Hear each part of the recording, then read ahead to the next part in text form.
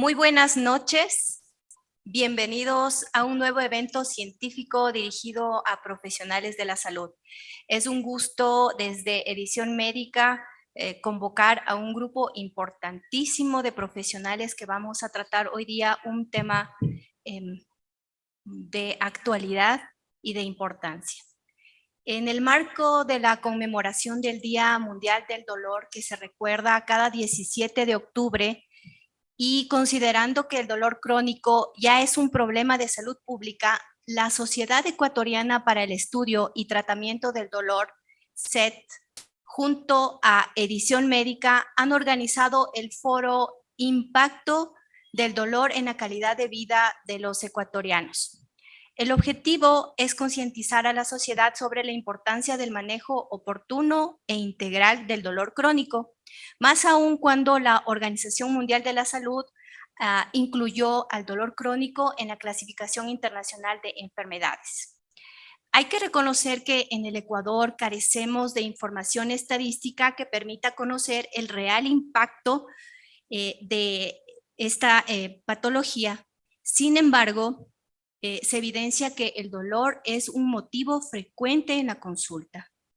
En este foro vamos a tratar este importante tema y para esta ocasión se va a desarrollar de manera híbrida, con la participación de panelistas en forma presencial aquí en el set de Edición Médica y a través de la plataforma Zoom. Todos los profesionales inscritos y conectados están invitados a enviar sus inquietudes por el chat de Zoom y también a través del chat de la plataforma de Facebook. Esta noche contamos en el set de Edición Médica con la valiosa participación del doctor Mario Paz Mazón, vicepresidente de la Sociedad Ecuatoriana para el Estudio del Dolor. También contamos con el doctor Bernardo Sandoval, decano de la Facultad de Medicina de la Universidad de las Américas, y a través de la plataforma Zoom contamos con la doctora Jimena Pozo, especialista en cuidados paliativos y miembros del área de gobernanza del Ministerio de Salud. También está en la plataforma Zoom el doctor Pablo Castromán, de la Federación Latinoamericana de Asociaciones para el Estudio del Dolor. También tenemos al doctor Manuel Valdeón, docente e investigador de la Escuela de Medicina de la Universidad Internacional del Ecuador, UID.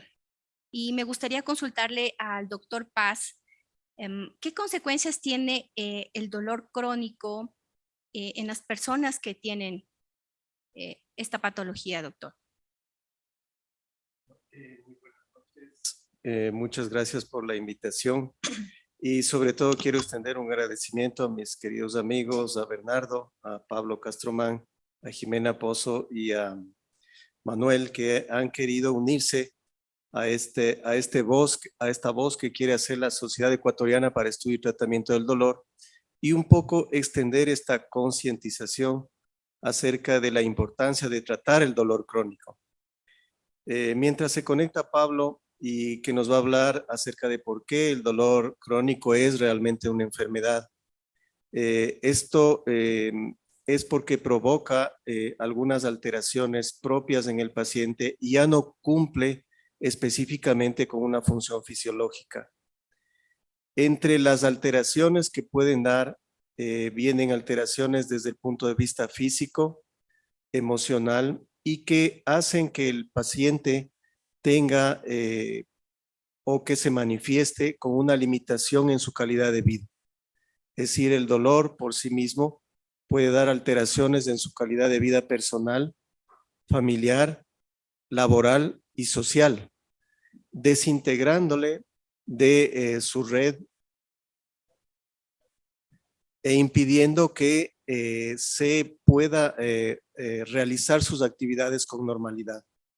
Este impacto que tiene se ha medido con diferentes tipos de dolor crónico, como el dolor crónico no oncológico y oncológico, que son los que usualmente vemos en la práctica médica diaria, y básicamente lo que hacen es limitarles a los pacientes y transformar su calidad de vida.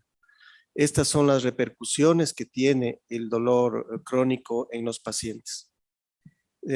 Hay innumerables ejemplos. Quizás lo que más frecuentemente ve la sociedad son pacientes con dolor oncológico, en los cuales la limitación hace que por su patología y su dolor el paciente incluso deje de laborar y luego tenga que progresivamente, por su enfermedad y por el dolor, ser atendido en casa y necesitar cuidadores. Esto también puede suceder con los pacientes con dolor crónico no oncológico. Por ejemplo, síndromes de dolor crónico de espalda, dolores lumbares, que pueden transformarse en verdaderas enfermedades, hacen que esta limitación en el paciente se transforme en una limitación en su calidad de vida.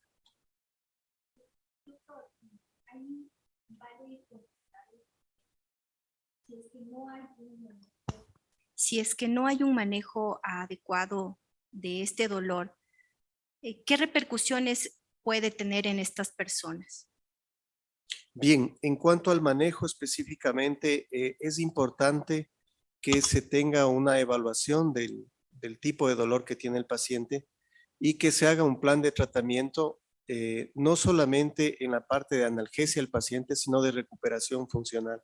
Es decir, que el paciente, al vencerse su dolor, creo que Pablo ya se conectó, al vencer su dolor pueda él recuperarse. Es decir, por eso tenemos que hacer un plan de manejo que no solamente involucre el aliviar el dolor, sino que involucre también que el paciente pueda reintegrarse lo mejor posible a su funcionalidad, a su vida personal, familiar, laboral y social de la mejor manera.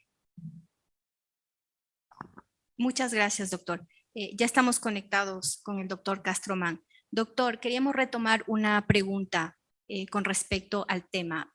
Queríamos un poco ampliar y conocer por qué al dolor crónico se lo considera ya una enfermedad.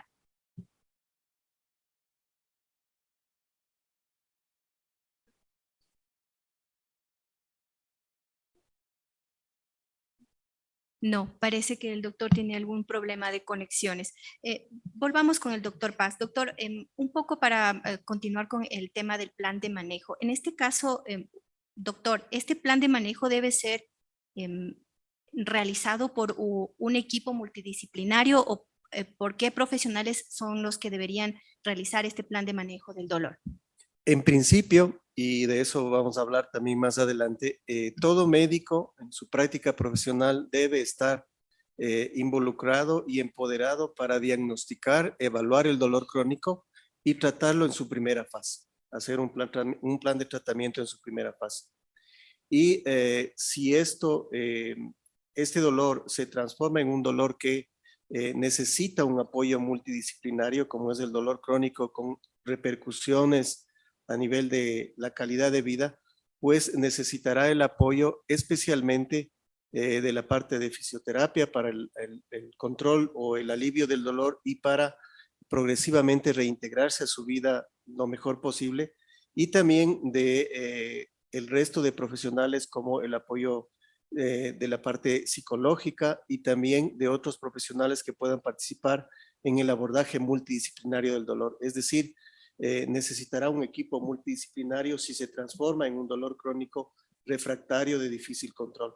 Pero en principio, y eso es quizás el primer objetivo, es que el médico general, el médico familiar, el médico de atención primaria esté entrenado en evaluar, diagnosticar ese dolor y darle las primeras orientaciones al paciente como tal. Muchas gracias. Ahí me gustaría pasar, por favor, con la doctora Pozo y consultarle a ella si es que el dolor crónico causa o puede causar ausentismo laboral e incluso discapacidad. Muy buenas tardes con todos. Muchísimas gracias por la invitación y este tema es fundamental, tomando en cuenta la frecuencia del dolor que, como hace un momento decía Mario, tenemos en oncología y los pacientes no oncológicos. Y por supuesto, nosotros tenemos que recordar que el dolor lumbar especialmente es una de la primera causa para ausentismo laboral en las personas, especialmente en personas jóvenes, menores de de 50 años, se habla de personas de 25 a 45 años que presentan ausentismo laboral justamente por un dolor lumbar o por otros dolores osteoarticulares o musculares también. Entonces, se habla de que el 80% de las personas alguna vez en su vida van a tener un dolor lumbar. Entonces, lógicamente, eso sí nos va a repercutir en nuestras actividades laborales y, por supuesto, en la calidad de vida. Y aparte de este tema que estamos hablando de la parte laboral, yo creo que sí deberíamos incluir también el tema de los adultos mayores, que también tienen una limitación funcional, podríamos decir un grado de discapacidad por sus dolores crónicos de gonartrosis, de artrosis, y que necesitan muchas veces no solo un tratamiento analgésico, sino ya prótesis u otros tipos de tratamientos, ¿ya? Entonces yo sí consideraría, si estamos hablando de calidad de vida, de dos grupos poblacionales, este grupo de personas jóvenes en su vida activa laboral, que por supuesto hablamos de abandono, si cabe el término, ausentismo laboral, que a veces son de días y a veces son semanas o meses, ¿no? Que lógicamente eso va a repercutir en su fuerza laboral, y también el grupo de adultos mayores con enfermedades crónicas, con limitaciones funcionales que muchas veces les llevan a la discapacidad y a la dependencia por problemas de artrosis, básicamente, entre otras causas, por supuesto, ¿no? Entonces sí deberíamos valorar la calidad de vida en estos dos grupos que están afectados por el dolor crónico, que va más allá, como decíamos hace un momento, de esta intervención tanto para valoración interdisciplinar y para el tratamiento interdisciplinar, y que abarca todo, ¿no? Abarca el tratamiento farmacológico y no farmacológico, que debe ser cubierto para, lógicamente, mejorar la calidad de vida de las personas en esta condición. Doctora, ahí me gustaría conocer un poco más, ahondar en el sentido de que si es que el dolor crónico también genera costos en el sector salud, y considerando también en el sector público de salud, que es el que más atiende a la población. Por supuesto, los costos son altos. Nosotros no podría tener una cifra exacta en el Ecuador, pero se habla de un gasto del 2.5 del Producto Interno Bruto en los países desarrollados. O sea, eso nos da una idea de cuánto se debe invertir. No solo estamos hablando del tratamiento, estamos hablando de los costos de diagnóstico, los costos de rehabilitación, los costos de medicamentos, de seguimiento, y abordando otras terapias que pueden ser invasivas, que también son costosas, ¿no? Entonces, sí, el costo es alto en todos los países. Se habla en un estudio en Chile, también decía que ellos invierten el 0.5 de su PIB en manejar el dolor crónico, ¿no? Y hablan incluso de personas de menos de 50 años, que justamente es la edad laboral en su máximo tiempo, que hay esa limitación grande, ¿no? En esta fuerza laboral. Doctor Paz, me gustaría en cambio ahí conocer un poco, y considerando lo que la doctora menciona, que tiene un alto costo, ¿cómo debería ser o cuál debería ser el manejo adecuado del dolor? Es decir, ¿se debería ir empezando por el tema farmacológico, empezando por el tema de tratamiento solamente con fisioterapias? ¿Cuál debería ser ese manejo adecuado del dolor, doctor? Bien, un poco para enfatizar lo que decía Jimenita, realmente yo trabajo en un hospital que ve muchos pacientes de la seguridad social. Entonces, ahí podemos constatar que el ausentismo laboral por dolor es importante. De hecho, los dolores que principalmente dan ausentismo laboral son el dolor lumbar, los dolores osteomusculares crónicos por patologías degenerativas de articulación de rodilla, de cadera, que son un poco menos frecuentes, pero quizás el dolor que más da ausentismo es el dolor lumbar crónico de diversa etiología, que va desde alteraciones degenerativas hasta alteraciones facetarias, hasta alteraciones a nivel de los discos intervertebrales y otras patologías que determinan o son causas de este tipo de dolor. Estos dolores generan costos para la salud, como ha dicho Jimena, costos relacionados con el manejo propio de la patología, con diferentes medicamentos para aliviar el dolor, pero también por los costos que son de las reconsultas que tiene el paciente, de los procedimientos que se realizan y probablemente de las complicaciones que puedan tener a largo plazo. Entonces, estos costos que realmente en el Ecuador no tenemos una cuantificación exacta, es un espectro que incluye desde las medicinas pasando por las consultas y la terapia. Ahora, el abordaje del dolor crónico específicamente es de manera multimodal y para eso siempre contamos con 3 alternativas de manejo, que son los fármacos, los procedimientos intervencionistas, de ser el caso, y los métodos complementarios, especialmente la fisioterapia y el apoyo psicológico para los pacientes que tienen dolor crónico. Estas 3 alternativas generalmente la usamos de manera simultánea en el paciente o de manera secuencial si es que el paciente viene referido desde la atención primaria. Es decir, en la atención primaria ya los médicos de atención primaria le han dado un manejo complementario, probablemente con fisioterapia y medicamentos para el dolor, y necesitan un poco el abordaje con métodos intervencionistas para completar el círculo y tener un manejo multimodal de ese dolor crónico. Entonces, estas 3 alternativas generalmente son las que se utilizan en dolor crónico y como le manifestaba, podrían ser de manera simultánea o de manera secuencial. Son las alternativas que utilizamos en los dolores crónicos que vemos y son las que determinan justamente los gastos. Uno de los dolores que frecuentemente vemos en la consulta son los dolores post-quirúrgicos luego de cirugía de espalda, de cirugía lumbar, y que en el mundo son uno de los dolores de más difícil control luego de una cirugía lumbar en que se ha hecho. El paciente a veces se queda con un dolor crónico y eso se conoce como un síndrome de dolor luego de una cirugía lumbar. Estos quizás son los dolores que más consumen elementos o tratamiento en los hospitales y de hecho en las revisiones mundiales que se han hecho, estos pacientes llegan a tener un costo alrededor, solamente con atenciones y fármacos, alrededor de 30 o 40 mil dólares al año. Un paciente que tenga un dolor lumbar luego de una cirugía de espalda que se haya quedado con ese dolor lumbar, por cualquier causa que haya sido.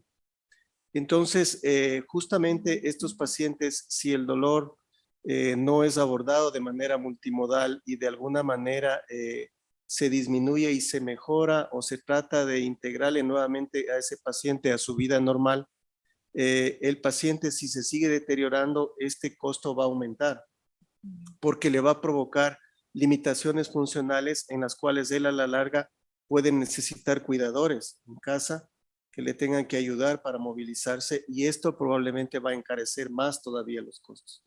Entonces, esto es un ejemplo de cuánto podría costar realmente y esto hace que necesitemos un diagnóstico oportuno y un tratamiento multimodal de la manera también más oportuna posible. Doctor, hay una aclaración. Ahí significaría también que los profesionales de la salud también tienen que analizar muchísimo más el momento de decidir por una cirugía. Por ejemplo, en el caso, como mencionaba, de la cirugía lumbar, ¿es común este tipo de cirugías? ¿Y cómo lo deciden en ese caso? Se puede presentar, pero de hecho, pues los cirujanos analizan antes de la cirugía para intervenir específicamente el target que desean intervenir o que necesita ser intervenido en el paciente. Pero a pesar de esto, los pacientes podrían quedarse con ese dolor lumbar luego de la cirugía. Y esto muy probablemente hace que esos pacientes sean uno de los pacientes que vemos con frecuencia en las clínicas de dolor y que tenemos que manejarlos en el tiempo. Perfecto. Gracias, doctor. Me gustaría pasar con el doctor Sandoval. Considerando también que el doctor Pozo mencionaba que es importante que desde los médicos familiares, los médicos generales puedan atender el dolor.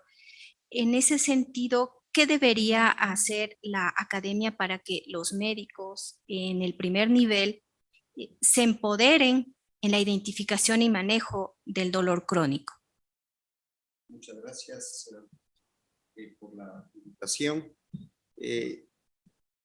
Un médico norteamericano, Eric Cassell, era profesor de bioética en la Universidad de Cornell, Nueva York. Y él decía que parecería obvio, intuitivo y lógico que los médicos estamos para aliviar el sufrimiento, para aliviar el dolor, y que ese es un principio, pues, diríamos que de perogrullo, que es obvio que así debería ser. Todos nos deberíamos dar cuenta de que así es. Pero en la práctica vemos que lamentablemente muchos de nosotros no estamos o capacitados o suficientemente conscientes de la responsabilidad que tenemos frente al manejo del dolor. Entonces, evidentemente, es un deber de conciencia de la profesión el asegurar que estemos capacitados en este sentido y que tenemos la voluntad, el deseo de hacer bien nuestra tarea. El dolor ha sido tratado pues desde siempre con diversos mecanismos y claro, ya las formas más efectivas del manejo del dolor a través de los fármacos son el resultado de los esfuerzos que se hicieron en diversos grupos farmacológicos a lo largo del siglo XIX y del siglo XX. Pero a pesar de disponer fármacos antiinflamatorios no esteroidales, de disponer de fármacos como la pregabalina, de disponer de fármacos como los distintos opiáceos, el manejo del dolor crónico sigue siendo un problema. Y es curioso porque muchas de las cosas que en el mundo suceden mal no es por falta del conocimiento puntual sobre un determinado tema, sino es más bien el resultado de la falta de aglutinar una estructura, de aglutinar una mecánica, de establecer protocolos de manejo. Es decir, es un problema de organización muchas de las veces. Entonces, es esta falta de organización que da lugar a estas deficiencias. Es curioso, efectivamente estamos en la capacidad de fragmentar el átomo, de acelerar partículas, estamos pensando incluso en ir a Marte y sin embargo no podemos resolver este problema del manejo del dolor crónico en el mundo y en ciertos países el problema es todavía mayor. En países como en los Estados Unidos, por ejemplo, hay esta epidemia de la adicción a los opiáceos que de alguna manera está generando un sesgo negativo para el manejo adecuado del dolor, porque se está generando esa hipótesis negativa, no, los opiáceos son malos, entonces eliminemos a los opiáceos y con ello se está atentando también al manejo crónico del dolor. Los opiáceos no son malos per se, es malo la forma de manejar los opiáceos que ha derivado en el problema que se vive en los Estados Unidos desde el año 2017 y ha declarado como una epidemia. ¿Qué hacer? Pues desde la academia. Primero, asegurar la concienciación de los estudiantes de medicina por parte de quienes somos autoridades y de quienes somos profesores respecto de la obligación ética consustancial a la profesión médica de aliviar el dolor. ¿Podremos nosotros tratar enfermedades? ¿Podremos nosotros curar enfermedades? Debemos tratar a los pacientes en forma integral, pero parte de todo el éxito del manejo terapéutico es el manejo del dolor. Y si es que no estamos logrando manejar eficientemente el dolor, estamos fallando en el propósito de nuestra profesión. En segundo lugar, creo yo que es imperativo crear conciencia en los estudiantes de medicina que una de las razones esenciales para ser médico es hacerlo en forma competente, ser buenos en lo que se hace. Porque si es que no somos buenos en lo que hacemos, estamos faltando a la ética profesional. Es nuestra responsabilidad ser buenos en lo que hacemos. Y si es que el alivio del dolor es consustancial a la práctica médica, deberemos ser buenos en aliviar el dolor. Es importante que haya bases científicas para el ulterior manejo del dolor, y estas bases científicas se obtienen con buenas cátedras de fisiología, con buenas cátedras de farmacología, de manera que es imperativo que los programas académicos sean suficientemente sólidos en las ciencias básicas. Muy importante dentro de la dinámica del aprendizaje de las ciencias de la salud es entender que el manejo no solamente del dolor crónico, sino el manejo de muchísimas patologías y de casi todo en ciencias de la salud entraña la participación simultánea y cooperativa de distintas profesiones de la salud: médicos, enfermeros, enfermeras, auxiliares de enfermería, por supuesto, fisioterapeutas. La rehabilitación, la fisioterapia es esencial dentro del contexto del manejo del dolor. En fin, esta es una tarea de muchas disciplinas y que no puede ser dejada en manos de una sola persona, pero el que eso pueda ser operativizado requiere que el médico, el potencial médico, estudiante de medicina, haya desarrollado conciencia sobre este tema en particular. Es tremendamente importante que las escuelas de medicina hagan énfasis en programas de manejo del dolor. Mal de muchos, consuelo de tontos. Este es un problema que pasa en Estados Unidos, en el Reino Unido, en Europa, de la insuficiente atención que se da en la educación médica al manejo del dolor crónico. El 81% de los residentes de medicina familiar en los Estados Unidos, en un estudio que se hizo, manifestaron que su educación respecto del manejo del dolor mientras estaban en el pregrado en la universidad era de calidad insuficiente. Y el 54% de esos mismos residentes de medicina familiar establecieron que incluso durante su residencia de medicina familiar seguía siendo insuficiente el currículum en cuanto al manejo del dolor. Y apenas un tercio se sentía cómodo, tenía confianza respecto de cómo manejarse en cuanto al tratamiento del dolor crónico. Esa es una realidad que existe en los Estados Unidos, por ejemplo. En el resto del mundo hay un estudio muy interesante hecho por un grupo australiano, es un metaanálisis de más o menos 380 escuelas de medicina en el mundo, en el que se analiza, es una revisión sistemática, en el que se analiza cómo es la educación en cuanto al manejo del dolor crónico, y se ve que la educación es insuficiente. El país que más atención le pone a la educación médica en cuanto al manejo del dolor es Finlandia.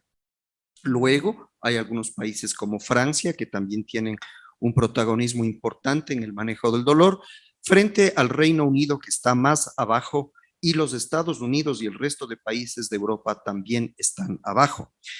Y una de las cosas que se enfatiza, y tienen evidentemente razón, es el número de horas que se dedica al manejo del dolor, a enseñar el manejo del dolor.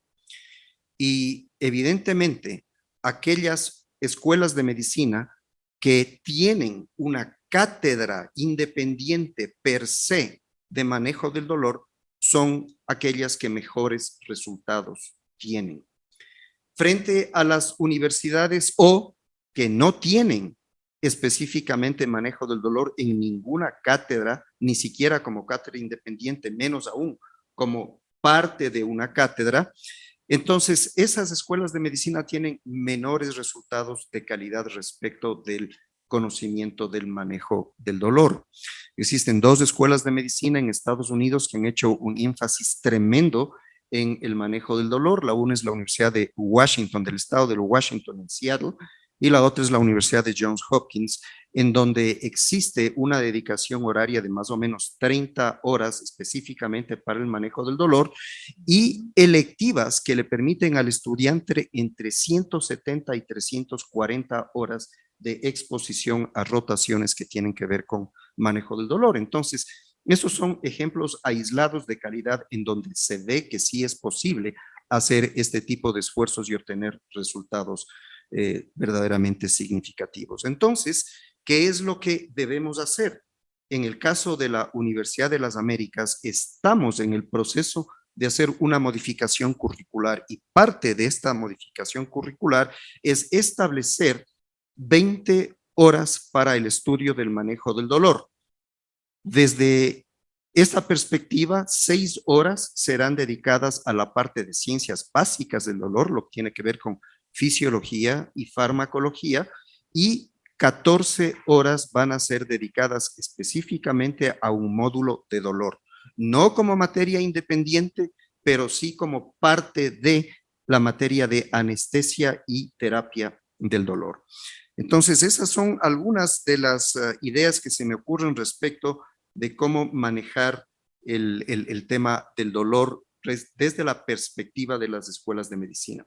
Es importante insistir también que no puede de ninguna manera aislarse la parte netamente biológica del dolor de los aspectos psicológicos y de los aspectos sociales. Tanto es así que incluso se ha señalado que se debe migrar desde una perspectiva biopsicosocial a una perspectiva socio-psicobiológica. Entonces, efectivamente, mientras más importancia le vayamos dando a los aspectos psicológicos y sociales del dolor, creo que vamos a lograr un mayor impacto. Hasta aquí quiero darles una primera parte, pero porque creo que hay otros elementos que les puedo comentar más adelante o que quizá podrían ser motivadores de preguntas que yo pueda responder, por eso no quiero extender. Muchas gracias, doctor.